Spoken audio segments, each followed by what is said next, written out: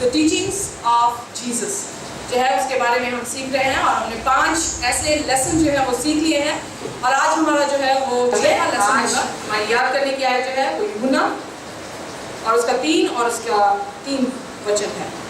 यूहन्ना उसका 3 और उसका 3 वचन। अगर आपके पास क्वार्टरली है आप क्वार्टरली खोल सकते हैं, अगर आपके पास बाइबल है तो आप बाइबल में से इसे निकाल सकते हैं। बहुत ही दिलचस्प ये अध्याय है क्योंकि ये अध्याय जो है एक ऐसे व्यक्ति के बारे में बात करता है जो कि फरीसी था, जो कि पूरे इज़राइल का लीडर था और वो चोरी चोरी चुपके चुपके रात को यीशु मसीह के पास आता है और उसका एक सवाल होता है और यीशु मसीह उसे जवाब देते हैं।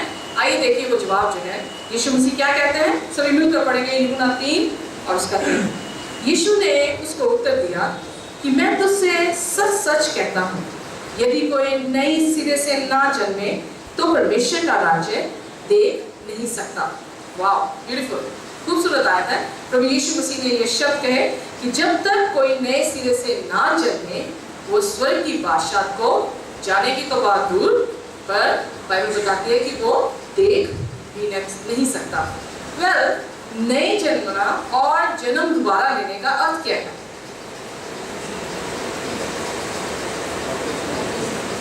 बपतिस्मा, ऑलराइट, बपतिस्मा, वेरी गुड। और कुछ?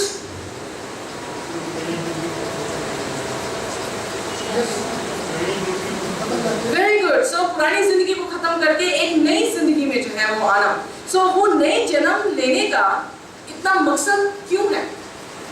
Why is it important? सब पौलुस ने लिखा है बाइबल में कि अब तुम मसीह में नई सृष्टि हो, तो पुरानी बातें बीत गई। ऑलराइट, दूसरा कुरिन्थियों उसका 5:17 में लिखा जो मसीह में है वो नई सृष्टि है, पुरानी बातें जो है वो जाती चली गई। सो वो चली गई। आइए देखिए, पैसा निकालिए यूहन्ना उसका 3 और उसके पहले आयत से जो है हम पढ़ना शुरू करेंगे। यूहन्ना उसका 3 और उसका पहला पद। फरीसियों में से निकोदेमुस नाम एक मनुष्य था जो यहूदियों का सरदार था। उसने रात को यीशु के पास आकर उससे कहा, हे रबी, हम जानते हैं कि तू परमेश्वर की ओर से गुरु होकर आया है, क्योंकि कोई इन चिन्हों को जो तू दिखाता है यदि परमेश्वर उसके साथ ना हो तो नहीं दिखा सकता। यीशु ने उसको उत्तर दिया, मैं तुझसे सच सच कहता हूँ, यदि कोई नए सिरे से ना जन्मे तो परमेश्वर के राज्य को देख नहीं सकता। निकोदेमुस ने उससे कहा, मनुष्य जब बूढ़ा हो गया तो क्यों कर जन्म ले सकता है? Now see the condition here. Now आप यहाँ पे देख सकते हैं निकोदेमुस जो है वो पूरे इज़राइल का सरदार है और पूरे इज़राइल का सरदार है।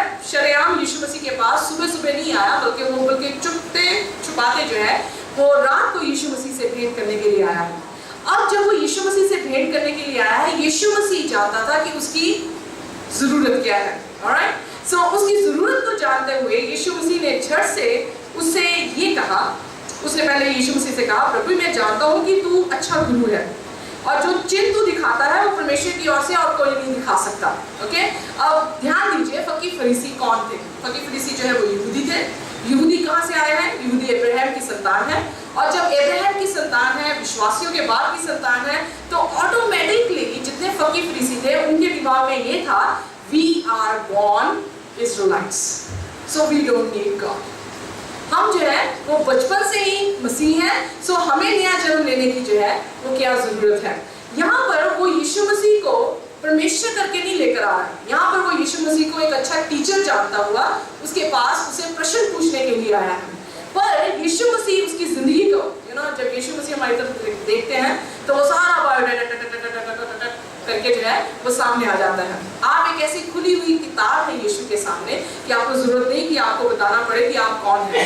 पर जब हम यीशु के पास आते हैं, चाहे गलत सवाल से भी क्यों ना आए, पर यीशु मसीह उस गलत सवाल को भी कहाँ ले जाता है? बिल्कुल सही उत्तर में लेकर जाता है। सो उसके जीवन में एक फरीसी होने के नाते वो ये समझ रहा था कि हम फरीसी हैं, सो साल्वेशन इज श्योर, मुक्ति जो है वो हमारी ही है। पर यीशु मसीह ने उसके खालीपन को देखते हुए क्या कहा? जब तक कोई नया जन्म ना ले वो स्वर्ग की बादशाह को देख भी नहीं सकता। इसका अर्थ क्या है? इसका अर्थ ये है, चाहे आप एडवेंटिस्ट हो चाहे आप एडवेंटिस्ट ना हो, आपको नया जन्म लेना ही होगा, तभी आप कहाँ जाएंगे? स्वर्ग की बादशाह में जाएंगे। सो जिस खून से हम आ रहे हैं, जिन परिवारों से आ रहे हैं, जिन रंगों से आ रहे हैं, जिस प्रांतों से आ रहे हैं, वो हम ईश्वर की बादशाह में लेकर नहीं जाएगा, बल्कि यीशु मसीह हमारा परमेश्वर जो है वो ईश्वर की बादशाह में लेकर जाएगा। उसने जब ये यीशु मसीह ने कहा, तो देखिए फकीर फरीसी है, टीचर है, पर उसे समझ नहीं आई यीशु मसीह उससे क्या कह रहा है। क्या बोला यीशु मसीह से? निकोदेमस ने उससे कहा, मनुष्य जब बूढ़ा हो गया तो क्यों कर जन्म ले सकता है? राइट?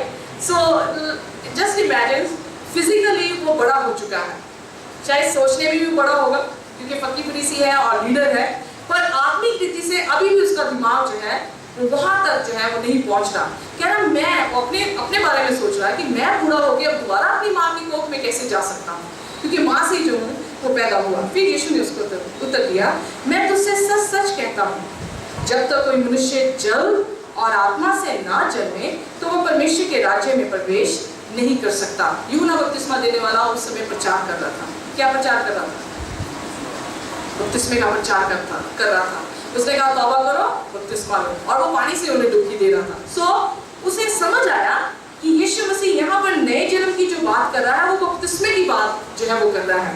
सेकंड जो है वो यीशु मसीह ने उसे कहा, जो जल और आत्मा से जन्मे वो ईश्वर की बादशाह में जो है वो जाएगा। क्योंकि छठवीं आयत देखिए अपनी बाइबल में प्लीज, क्योंकि जो शरीर से जन्मा है वह शरीर है और जो आत्मा से जन्मा है वह आत्मा है।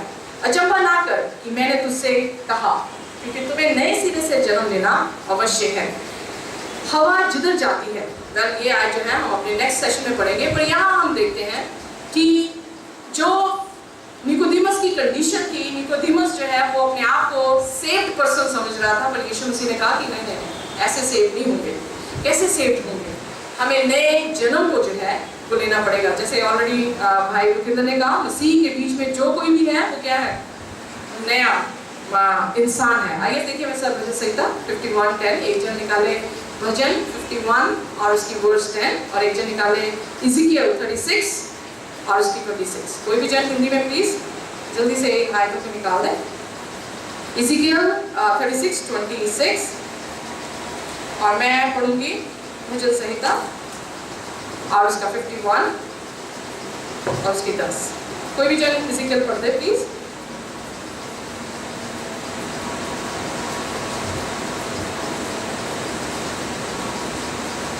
भजन संहिता 51:10, क्रिएट इन मी, हे परमेश्वर मेरे अंदर शुद्ध मन उत्पन्न कर और मेरे भीतर स्थिर आत्मा नए सिरे से उत्पन्न कर।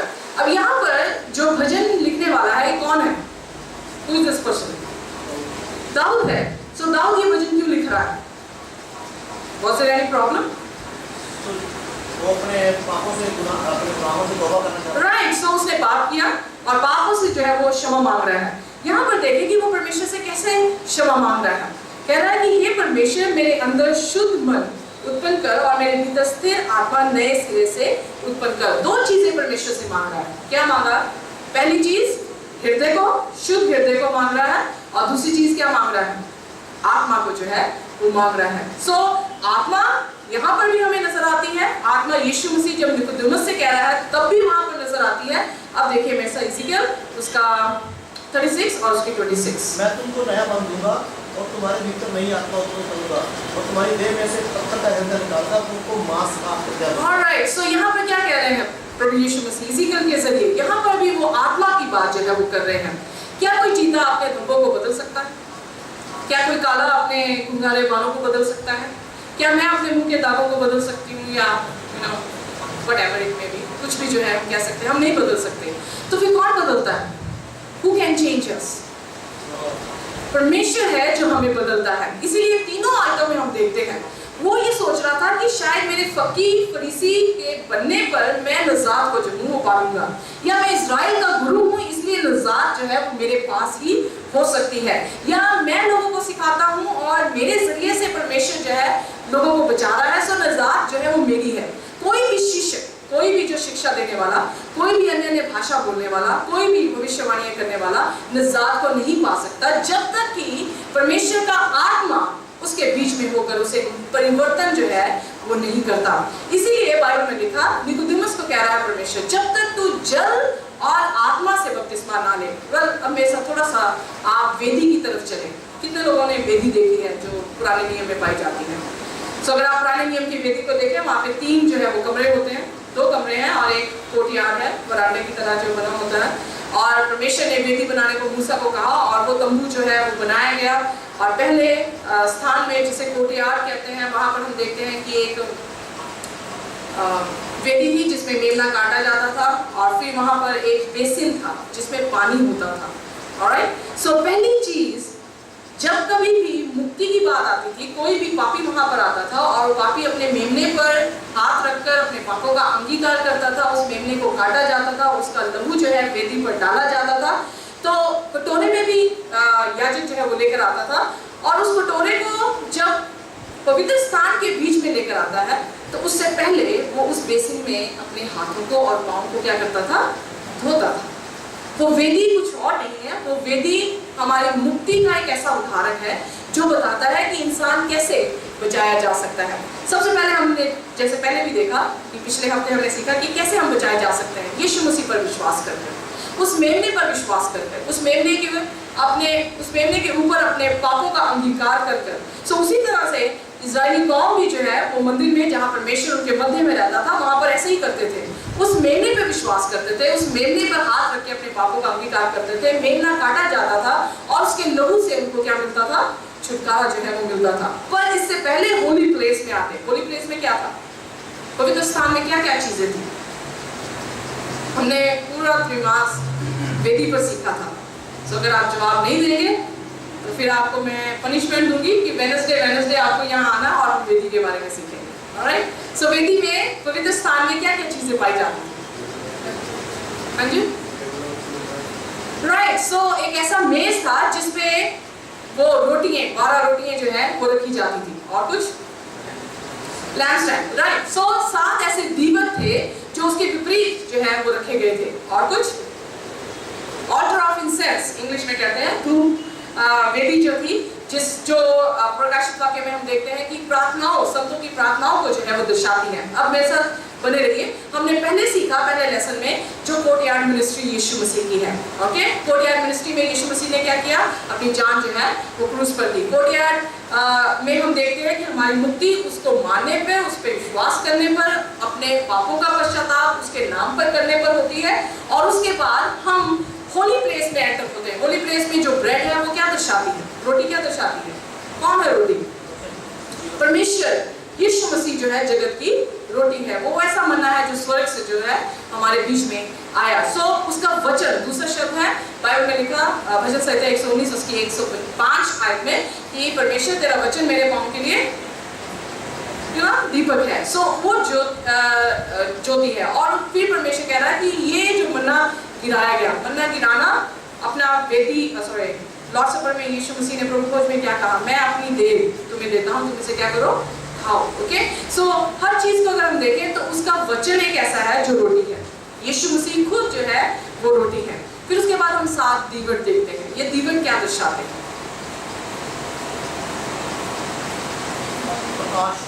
प्रकाश। ऑलरेडी मैंने बता दिया, भजन उसका 119 105। सो प्रकाश यानी परमेश्वर ने कहा मैं जगत की ज्योति हूँ। सो आप भी जगत की ज्योति हो। यीशु मसीह ने आपको जो है जगत की ज्योति बनाया। सो एक तरह का जगत की ज्योति होने का अर्थ क्या है? What does it mean? क्यों आपको ज्योति बनाया? For what reason? क्योंकि हम दूसरे लोगों की जान चाहते हैं। राइट, सो विटनेसिंग जो है वो दर्शाई जाती है। अब ध्यान दीजिए, होली प्लेस में आपके पास क्या है? ऑल्टर ऑफ इंसेंस प्रार्थनाओं को दर्शाता है, रोटियां जो है परमेश्वर के कलाम को दर्शाता है, और जो ज्योति है, 7 दीवट है, वो विटनेसिंग को जो है वो दर्शाते हैं। ओके, सो कैसे हम नया जन्म पाते हैं? यीशु मसीह वेदी को छोड़कर अब भाषा में आकर जो हमें समझा रहे हैं। क्या कह रहा है?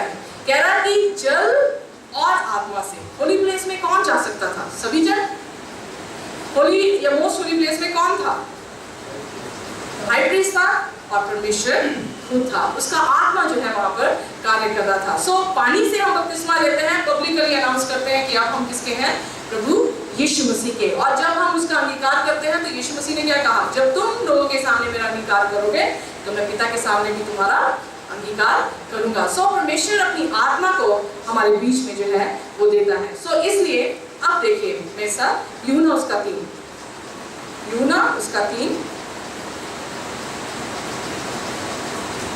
और उसकी 8 आयत से आपने निकाला है तो कृपया निकाल दीजिए। हवा जिधर जाती है, जिधर चलती है उधर चलती है, और तू उसका शब्द सुनता है, परंतु नहीं जानता कि वह कहाँ से आती है और किधर को जाती है। यहाँ पर एक शब्द दिया गया है न्यूमा, जैसे हम निमोनिया कहते हैं, यू नो, वही सेम शब्द जो है, ओरिजिनल शब्द जो है यहाँ पर पाया गया कि हवा के बारे में जो है प्रभु यीशु मसीह कह रहे हैं। उन दोनों का अर्थ ये है कि या तो ये स्पिरिट है, आत्मा की बात आती है, या ये विंड है, हवा है, यू नो। आप हवा को जानते हैं? आपने हवा कभी देखी है? आपको मालूम है कहाँ से चलती है, कहाँ को वो जाती है? नहीं जानते, राइट? सो परमेश्वर अपनी आत्मा का उदाहरण हवा से जो है वो कर रहे हैं। क्यों कर रहे हैं? क्योंकि हम देखते हैं हवा पर हमारा काबू नहीं है।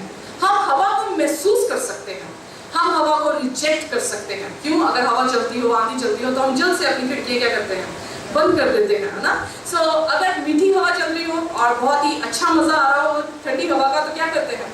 हम अपनी खिड़कियों को खोल देते हैं। सो हवा या परमेश्वर का आत्मा जो कार्य करता है, वो कोई नहीं जानता कि वो कैसे कार्य करता है, पर हाँ हम महसूस कर सकते हैं। सो त्रिएकता में हम देखते हैं परमेश्वर पिता को हम नहीं देख सकते क्योंकि वो बिल्कुल ज्योतिमय है, उसको देखेंगे तो हम मर जाएंगे। हम यीशु मसीह को देख सकते हैं क्योंकि यीशु मसीह देह में हमारे बीच में आया, पर किसी जो व्यक्ति है हम उसको भी नहीं देख सकते, पर हाँ उसको हम महसूस जो है वो कर सकते हैं। सो नया जन्म, जब कोई भी बच्चा माँ के गर्भ में आता है तो उस बच्चे के साथ साथ जिंदगी भी आती है, राइट? बिना जिंदगी तो नहीं वो पलता, राइट? सो जब हम यीशु मसीह के बीच में जब अपना जन्म लेते हैं या अपना अस्तित्व हमारा जो है ये व्यक्तिगत जो हमारी जिंदगी है प्रभु यीशु मसीह के साथ जुड़ती है, तो फिर साथ में कौन आता है? साथ में जिंदगी आती है। कैसे? क्योंकि बच्चा ऐसे औल के साथ जुड़ा होता है, अपनी माँ के औल के साथ जुड़ा होता है, जहाँ से सारा का सारा खून जो है या उसको पदार्थ जो है, जरूरी पदार्थ जो है वो बच्चे को मिलते हैं और फिर वो आहिस्ते आहिस्ते माँ की कोख में जो है वो बढ़ता है। साल्वेशन ऐसी नहीं है, यानी आप झटके से एक सेकंड में आप सोचें कि आप बदल गए, आप उधार ले गए, आपने जिंदगी पा ली, ये ऐसा नहीं है। मुक्ति जो है उसका प्रोसेस स्लो प्रोसेस है, ओके? वो आपको आहिस्ते आहिस्ते परमेश्वर की तरफ जो है वो लेकर जाता है। जैसे मैंने कहा, माँ की कोख में अगर कोई भी बच्चा आ जाए तो क्या वो उसी दिन जो है वो चलने लगता? नहीं, उसे 9 महीने लगते हैं कि वो बढ़ता है, फिर वो पैदा होता है, क्या उसी दिन वो रोटी खाने लग जाता? नहीं, सबसे पहले वो दूध पीता है और दूध पीते पीते जो है वो बड़ा होता है और एक समय आता है कि वो रोटी जो है वो खाने लगता है। इसीलिए पौलुस ने क्या कहा? कह रहा जब तुम बच्चे थे तो तुम दूध पीते थे, पर अब तुम क्या हो? सियाने हो गए हो। सो इसलिए परमेश्वर के वचन को अब खाना जो है वो शुरू करो। सो मुक्ति का प्रोसेस, इसीलिए जब मैं कह रही हूँ कि वेदी का आता है तो वेदी की कोर्टयार्ड में हम देखते हैं कि कोर्टयार्ड में सिर्फ जैसे हम हैं वैसे परमेश्वर हमें क्या कर रहा है? कबूल कर लेता है। चाहे आप अच्छे हो, चाहे आप बुरे हो, चाहे आप लंबे हो, चाहे आप छोटे हो, चाहे पढ़े हो, चाहे अनपढ़ हो, किसी भी तरह के क्यों ना हो, परमेश्वर आपको वैसे ही एक्सेप्ट करता है जब आप प्रभु यीशु मसीह पर विश्वास लेकर आते हैं। पर कहानी यहीं पे खत्म नहीं होती, कहानी फिर आगे चलती है। कहानी कैसे आगे चलती है? होली प्लेस में, पवित्र स्थान में 3 चीजों को अपने जीवन में डिसिप्लिन में लेकर आने से जिंदगी जो है वो आगे बढ़ती है। कौन सी? आइए देखिए, मेरे साथ निकालिए Tuesday lesson, abiding in Christ, Masih के साथ जुड़ना। यूहन्ना उसका 15 अध्याय और उसके पहले पद से हम पढ़ेंगे। यूहन्ना उसका 15 बहुत ही खूबसूरत अध्याय है, I like it very much.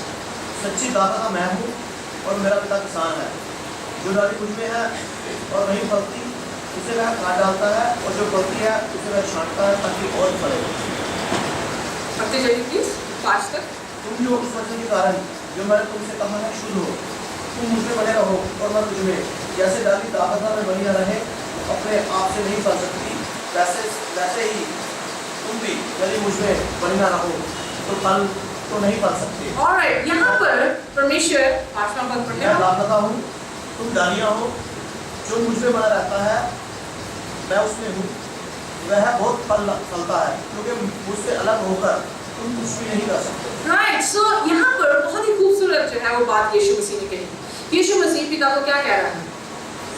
वो किसान है, राइट? यीशु मसीह अपने आप को क्या कह रहा है? अपने आप को क्या कह रहे हैं? दाखलता जो है वो कह रहे हैं, आपको क्या कह रहे हैं? Look at this. पिता अपने बीच में आपको लगाने के लिए नहीं कह रहा, पर किसके बीच में आपको लगाने को कह रहा है? यीशु मसीह के बीच में जो है लगाने को कह रहा है। इसलिए मैंने कहा त्रिएकता जो मसीहत में है वंडरफुल है, क्योंकि इसमें आप देखेंगे कि वो एक दूसरे को जो है वो ज्यादा अहमियत देते हैं बनिस्बत की अपने आप को। सो सेल्फ त्रिएकता में नहीं है। इसीलिए यीशु मसीह ने, अब आखिरी लेसन में थर्सडे में हम देखेंगे, वो कहेगा लेसन है कि अपने आप को हर दिन जो है मारते चले जाओ, यानी सेल्फ को जो है वो काटते चले जाओ। यहाँ पर पहले आप बैठ जाइए, फिर मैं कंटिन्यू करती हूँ। ओके, सो यहाँ पर पिता अपने आप को किसान कह रहा है, और किसान ने क्या किया? एक दाखलता जो है वो लगा दी, और उस दाखलता में क्या लग रहे हैं? टांगियां जो है वो लग रही। कभी आपने ग्राफ्टिंग देखी? ग्राफ्टिंग देखी? नहीं देखी होगी, सुना तो होगा कि कोई भी ट्रंक में, कोई भी दाखलता में किसी भी दूसरे पेड़ की जो है वो डाली लगा दी जाए, उसको बांध दिया जाए और उसको वेट रखते हैं ताकि वो उसके सारे पोषण को लेना शुरू कर दे, तो वो टहनी जो है उसी पेड़ पर जो है वो क्या बन जाती है? एक पेड़ के रूप में जो है वो आ जाती है। सो बताया जाता है, एग्रीकल्चर वाले लोग ये कहते हैं कि एक ही ट्रंक में, मजबूत अगर ट्रंक हो, उसमें अलग अलग तरह के अंगूर जो है वो लग सकते हैं। यू नो, काले भी लग सकते हैं, हरे भी लग सकते हैं, लाल भी लग सकते हैं, अगर ग्राफ्टिंग जो है वो कर दी जाए। यहाँ पर यीशु मसीह क्या कह रहा है? यहाँ पर भी यीशु मसीह यही कह रहे हैं। जैसे कल भी हमने प्रचार सुना कि हम सभी अलग अलग प्रांतों से आते हैं, कुछ साउथ से हैं, कुछ नॉर्थ से हैं, कुछ बीच के हैं, कुछ वलायत से हैं। सो अलग अलग तरह से हम आते हैं, पर जब हम यीशु मसीह में लग जाते हैं तो हम सब क्या बन जाते हैं? क्या बन जाते हैं? अलग अलग, हम एक जो है वो बन जाते हैं। सो यहाँ पर भी यीशु मसीह ये कह रहे हैं कि यीशु मसीह के बीच में लगना। कैसे आप लग सकते हैं यीशु मसीह? होली प्लेस में हम देखते हैं तीन चीजें हैं जो यीशु मसीह की तरफ लेके जाते हैं। मोस्ट होली प्लेस में कौन है? परमेश्वर है। Okay, so most holy place तक जाने के लिए आपको होली प्लेस में मुकम्मल होना पड़ेगा। फर्स्ट जो कोर्टयार्ड है वो जस्टिफिकेशन को दिखाती है, जैसे आप हैं परमेश्वर आपको कबूल करता है। जो होली प्लेस है वो सैंक्टिफिकेशन को दिखाती है कि परमेश्वर आपको सिद्ध करता है। जो मोस्ट होली प्लेस है वो ग्लोरिफिकेशन को दिखाती है। जब यीशु मसीह बादलों पर आएगा तो आप क्या हो जाएंगे? आंख झपकते बदल जाएंगे। सो वही बदलेंगे जो होली प्लेस में डिसिप्लिन लेकर आते हैं। होली प्लेस में क्या है? परमेश्वर के वचन को पढ़ना। दूसरी बात क्या है? परमेश्वर से प्रार्थना करना। तीसरी बात क्या है? उसकी गवाही लोगों के बीच में देना। सो यहाँ पर भी यीशु मसीह क्या कह रहे हैं? यूहन्ना उसके 15 में कह रहा है कि जो मुझ में लगा रहेगा वो ही फल लाएगा। डोंट थिंक अबाउट, और you should not be concern about the fruits. आपको फलों को लेने के लिए सोचने की जरूरत नहीं है। आपको सोचने की ये जरूरत है कि मुझे यीशु मसीह में लगना है, क्योंकि जब यीशु मसीह में लग जाती है, कोई भी डाली जो है किसी भी दाखलता में लगती है, और जब वो अच्छी तरह से लग जाए तो अपने आप खुराक जो है उसमें आती है, राइट? सो वो सबक कर लेता है। सो सारी खुराक जो है वो चूसता है जो भी रूट से आती है। जब चूसने लगता है तो क्या होता है? तो फल अपने आप ही डालियों में जो है वो लगने लगते हैं। सो इसलिए जो पहले बात चल रही थी कि उसके बाद जो शरीर से जन्मा है वो शरीर है, और जो आत्मा से जन्मा है वो आत्मा है। तो आप अगले क्वेश्चन मैं चाहता हूँ कि थोड़ा सा आप आत्मा के बारे में थोड़ा सा ये बोलो कि आत्मा से किस तरह से जन्म लिया जाता है। वो शायद मुझे भी और शायद कुछ और भी होंगे जिनको पूरा वो हमें समझ नहीं आई बात। यही बता रही हूँ मैं ब्रदर जी, आत्मा से कैसे जन्मा जाता है। शरीर से जन्मा आप जो माँ बाप से पैदा होते हैं। आत्मा से जन्मा क्या है? जब आप यीशु मसीह से पैदा होते हैं। यीशु मसीह से कैसे आप पैदा होंगे? यही तो बता रही हूँ कि कोर्टयार्ड में क्या करते हैं, यीशु मसीह से कैसे पैदा होते हैं। दूसरा आदम यीशु मसीह है, उसके लहू से, वो लहू जब हमारे बीच में आता है तो पहले आदम का वायरस क्या हो जाता है? डिलीट जो है वो कर देता है। ओके, सो इसीलिए नए जन्म की वो बात कर रहा है। वो ये कहने की कोशिश कर रहा है कि ये मत सोचो कि अब्राहम की संतान हो तो मुक्ति को पालोगे। अब्राहम कुछ नहीं है, क्योंकि अब्राहम से पहले कौन था? कहता मैं था। ओके, सो अब्राहम से पहले भी वो था, क्योंकि वो अब्राहम का परमेश्वर है। सो इसलिए वो कह रहा है कि जो जल और आत्मा से जन्मे, जो शरीर से जन्मा है, माँ बाप से जन्मा है, उसका दिमाग भी वैसे ही होता, यू नो, क्योंकि हम जब पाप में थे, जब यीशु मसीह को नहीं अंगीकार किया था, तो हम खूब झूठ बोलते थे, हम खूब यू नो, और सारे पापों को जो है वो आराम से कर लेते थे। पर जब हमने यीशु मसीह को पाया, पहले आप शायद झूठ बोलते होंगे, पर जब यीशु मसीह को पा लिया तो क्या आप झूठ बोलते? शायद हो सकता है कुछ लोग शराब पीते होंगे पहले, पर जब हम यीशु मसीह को पा लेते हैं तो हम शराब पीते हैं। शायद हो सकता है कि कुछ लोग जो है वो व्यभिचार करते होंगे अपने जीवन में पहले, पर जब हम यीशु मसीह को पहनते हैं या यीशु मसीह में जन्म लेते हैं तो क्या हम व्यभिचार करते हैं? यही डिफरेंस है, यू नो, पहले आदम और दूसरे आदम में। पहला आदम शारीरिक, दूसरा आदम आत्मिक। उसने कोई पाप नहीं किया, उसका लहू पवित्र है, और उसके लहू पर विश्वास करके जब हम उसके बीच में लगते हैं वही आत्मा का जन्म है। ओके, इसलिए आत्मा पर आप काबू नहीं पा सकते, आप अपने पे काबू कर सकते हैं। क्या काबू कर सकते हैं? आप अपनी खिड़कियां खोल सकते हैं, आप अपनी खिड़कियां बंद कर सकते हैं। इसीलिए यीशु मसीह ने प्रकाशित वाक्य उसका 3 उसके 20 में क्या कहा? मैं दरवाजे पे खड़ा खटखटाता हूँ। क्यों खटखटाना? उसका घर नहीं, उसका घर नहीं है, राइट? खटखटाता कौन है? जिसका घर नहीं होता। खटखटाता कौन है? जो इजाजत मांगता है कि क्या मैं अंदर आ सकता हूँ। सो परमेश्वर फोर्स वाला परमेश्वर नहीं है, वो धक्के से आपके जीवन में आएगा नहीं, वो धक्के से आपको डराएगा नहीं, यू नो। पर परमेश्वर जो है आपकी अनुमति लेना चाहता है। क्या आप चाहते हैं कि यीशु मसीह आपके भीतर आए? सो चिटकनी जो है वो अंदर से बंद है, इसीलिए बाहर से खटखटाया जा रहा है। सो जब कोई खोलेगा, यीशु मसीह ने क्या कहा? जब कोई खोलेगा मैं उसके भीतर आऊंगा और मैं उसके साथ क्या करूंगा? भोजन करूंगा। भोजन क्या है? उसका वचन, you know, abide in Christ. आगे पढ़िए, आपने सिर्फ 5 तक पढ़ा, आगे पढ़ दीजिए प्लीज। यूहन्ना उसका 15 उसके 6वें पद से। यदि कोई उसमें बना ना रहे तो वह डाली की लाइफ फेंक दिया जाता है और सूख जाता है, और लोग उन्हें बटोरकर आग में झोंक देते हैं और वे जल जाती है।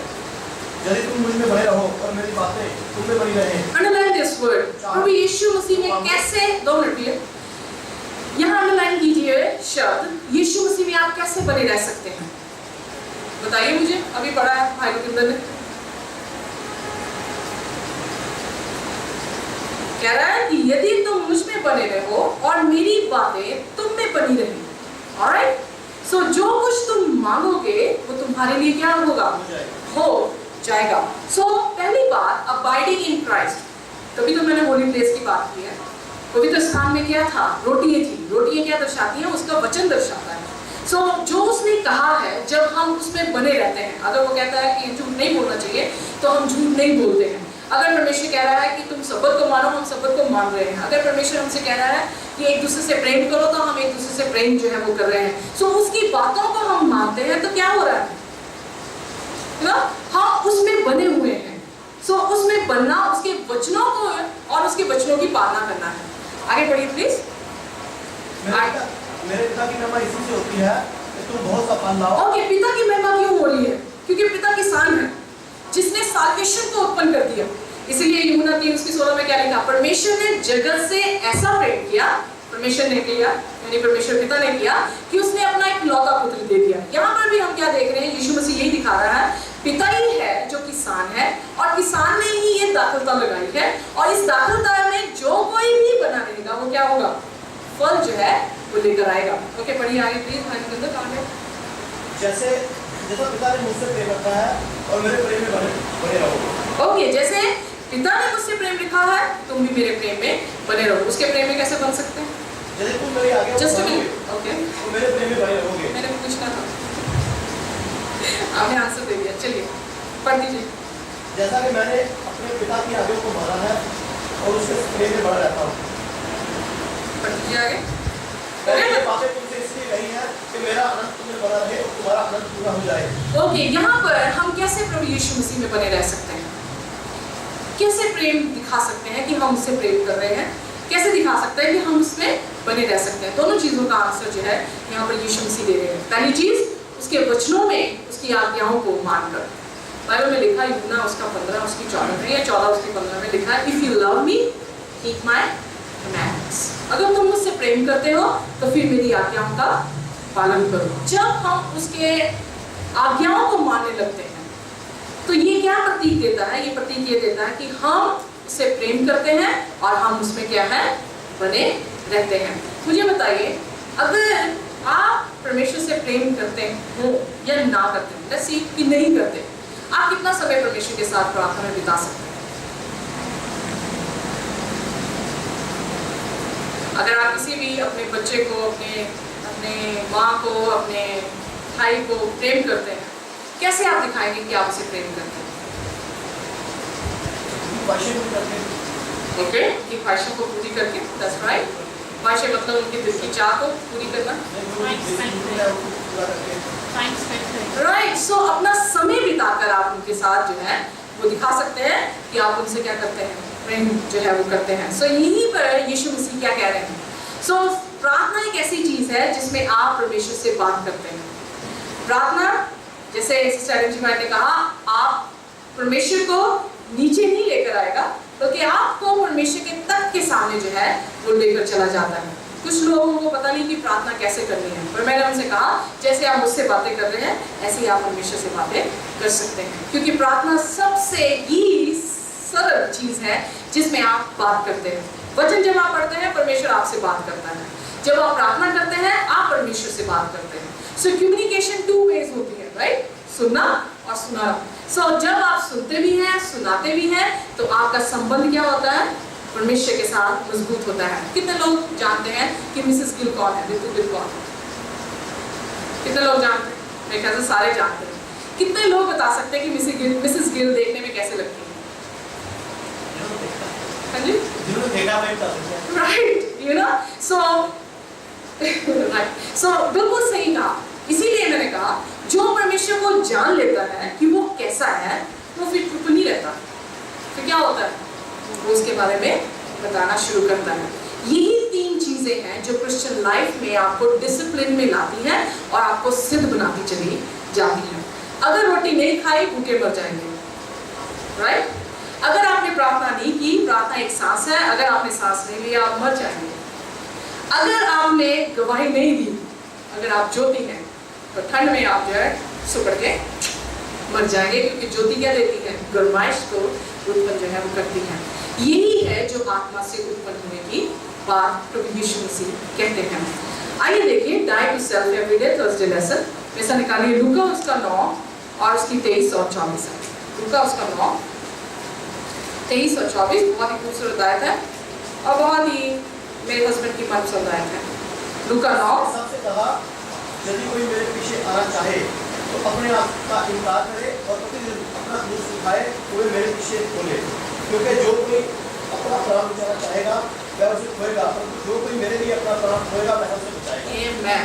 कितना ही खूबसूरत है। क्यों यीशु मसीह ने कहा जो कोई अपना प्राण बचाना चाहे वो खो देगा, जो दे देगा वो बच जाएगा? What does it mean? क्या इसका अर्थ? जो मैं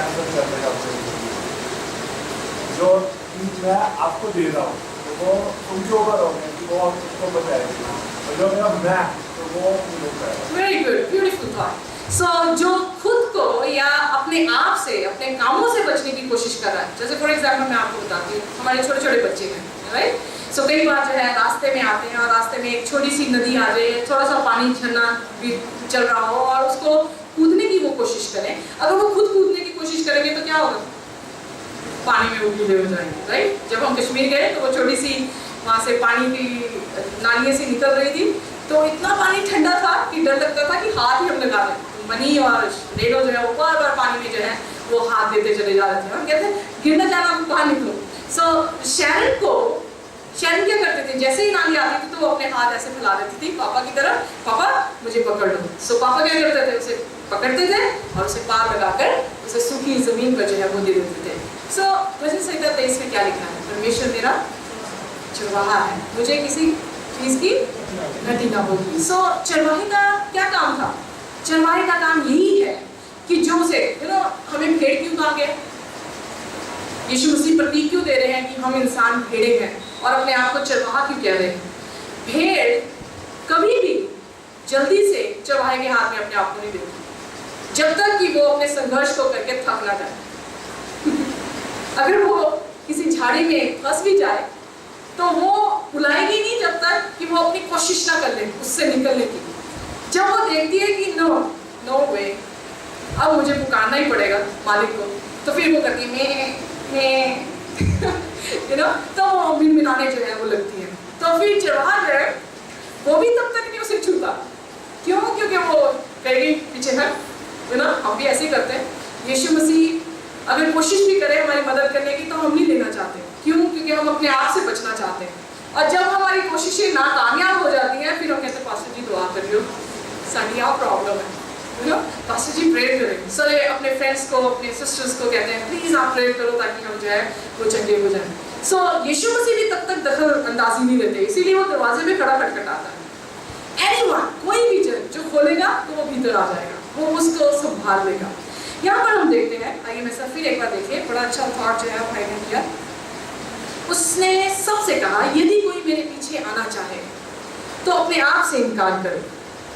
निकोदेमुस की प्रॉब्लम ये हो रही थी कि वो अपने आप से इनकार कैसे करे, और यीशु मसीह से यही कह रहा था कि तू अपने आप से क्या कर दे, इनकार कर दे। क्योंकि वो तो फकीर फरीसी था, गुरु था, लोगों को बचाता था, लोगों को प्रचार किया करता था। अब इस वंशावली से होकर कैसे हो सकता है कि उसको निजात ना मिल सके? तो यीशु मसीह ने कहा कि तू इस बात को छोड़ दे कि तू अपने कामों से बचाया जाएगा। इस बात को पकड़ कि जो यीशु ने तेरे लिए काम किया है कि क्रूस उठाकर अपने लोगों को दिया है, उस काम से तू क्या हो जाएगा, बचाया जाएगा। सो इसलिए कहा, उसने उससे कहा यदि कोई मेरे पीछे आना चाहे तो अपने आप से इनकार करे और प्रतिदिन अपना क्रूस उठाए हुए मेरे पीछे बोले। वो क्रूस उठाना क्या है? Is it easy to pray every day? आपके लिए इजी होगा, बहुत सारे लोगों के लिए नहीं इजी है, नहीं इजी है। ओके, जो बिजी है ना, जिन्हें ड्यूटी जाना है और आना है और काम करना, घर का भी करना, उनके लिए मैं पूछ रही हूँ, क्या प्रार्थना करना आपके लिए इजी लगता है? क्या संघर्ष है? ये संघर्ष है। बहुत सारे लोगों के लिए क्रूस यही है, उन्हें प्रार्थना करना है। क्यों? क्योंकि संघर्ष है। यीशु मसीह ने क्रूस उठाई, क्या था वो? यीशु के लिए संघर्ष था। कितने लोग हैं जो ये सोचते हैं कि बहुत इजी है कि हम बाइबल को पढ़ लें? वेरी डिफिकल्ट बहुत सारे लोगों के लिए, बिजी स्केड्यूल है। ओके, पर यही क्रूस आपकी है। यही यीशु मसीह कह रहा है, जो मेरे पीछे होना चाहे वो अपनी क्या करे, संघर्षों को उठा ले। और संघर्षों पर क्रूस को उठाने का मतलब क्या है? एक तो संघर्ष दिखाता है, दूसरी बात जय भी दिखाता है। यीशु मसीह ने क्रूस को उठाया तो क्या हुआ? मौत का डंक कहाँ गया? सो इसलिए जय को भी दर्शाता है। जब हम परिस्थितियों से गुजरते हैं तो यीशु मसीह भी आपके साथ गुजरता है, क्या छोड़ देता है? इसीलिए उससे कहा यदि कोई मेरे पीछे आना चाहे तो अपने आप से इनकार करे और प्रतिदिन अपना क्रूस उठाए मेरे पीछे हो ले। क्योंकि जो कोई अपना प्राण बचाना चाहेगा वह उसे खोएगा, परंतु जो कोई मेरे लिए प्राण खोएगा वह उसे पाएगा। यीशु मसीह ने प्राण दिया तो उसने पा लिया। पौलुस कहता अगर यीशु मसीह मुर्दों में से जीवित ना हुआ होता तो फिर मैं भी मसीह ना हुआ होता। क्योंकि बहुत सारे आए, मर गए, दोबारा जी नहीं उठे, पर यीशु मसीह मरे और तीसरे दिन जो है वो जी उठे। इसलिए कहता हमारे पास एक आशा है कि अगर हम भी मर जाएंगे तो हम क्या होंगे, जी जो है वो उठेंगे। प्रकाशित वाक्य में लिखा जो यीशु मसीह के लिए सताए गए हैं वो सितारों की तरह जो है आसमानी बादशाह में जो है वो चमकेंगे। सो उनके लिए एक आशा है, मसीहों के लिए एक आशा है। वो आशा क्या है? पवित्र स्थान से सबसे बड़े पवित्र स्थान में हमें दाखिल होना है। और उस दाखिल होने पे हमें क्या मिलेगा? हमें परमेश्वर खुद जो है वो मिल जाएगा। परमेश्वर क्या है? परमेश्वर जिंदगी है। कितने लोग जिंदगी पाना चाहते हैं? कितने लोग बनना चाहते हैं जल्दी से? कोई भी नहीं।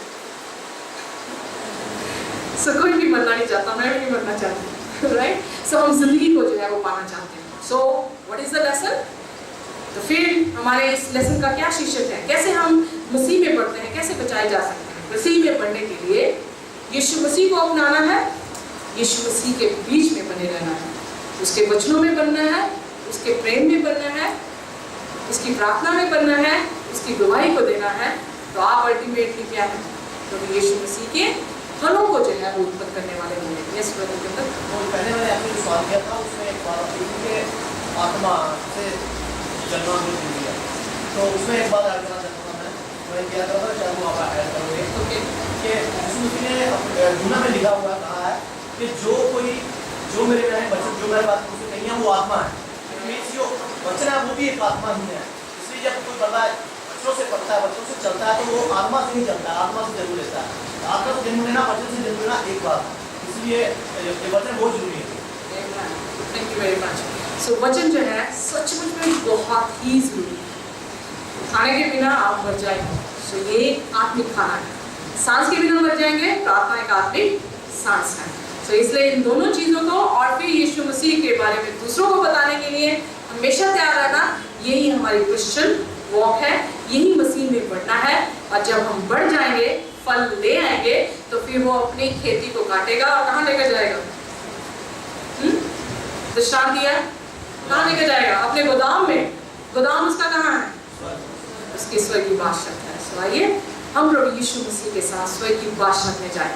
अपने जीवन में जो संघर्ष है प्रार्थना करने का, बाइबल पढ़ने का, विटनेसिंग करने का, उस संघर्ष पर जय पाइए यीशु मसीह के नाम से, और फिर आगे बढ़ते जाइए और मसीह आपको जरूर एक दिन रूबरू मिलेगा। कह सकते हैं आमीन? आमीन। आइए अपने सिरों को झुकाएं, प्रार्थना करेंगे। भाई लखविंदर हमारी प्रार्थना में रहनुमाई करेंगे।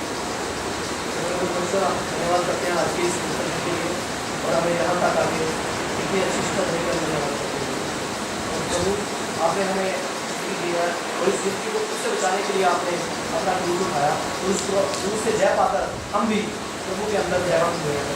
हम बहुत बहुत धन्यवाद करते हैं प्रभु। और आगे हम जैसे कि हमने सीखा है कि हम परमेश्वर के अंदर बने रहें, परमेश्वर प्रेम के अंदर बने रहें, परमेश्वर वचनों के अंदर, उसकी आत्मा के अंदर बने रहें।